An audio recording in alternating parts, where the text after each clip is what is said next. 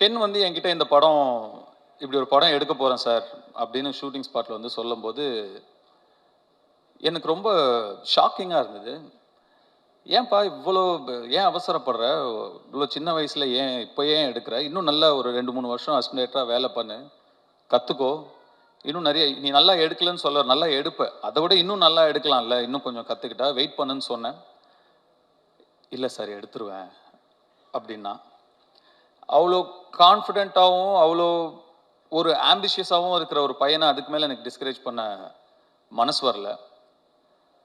சரிப்பா, all the best, good லக்னு சொல்லி நான் அனுப்பிட்டேன்.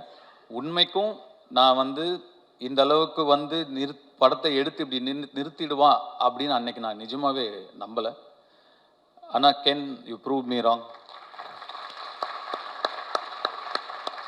எப்படி அசுரன் அப்போ இந்த பையன் வேணான்னு நான் சொன்னது தப்பாச்சோ, அதே மாதிரி இந்த படத்தை இவன் எடுத்துருவானாங்கிற என்னுடைய சந்தேகமும் தப்பானதில் எனக்கு ரொம்ப ரொம்ப சந்தோஷம்.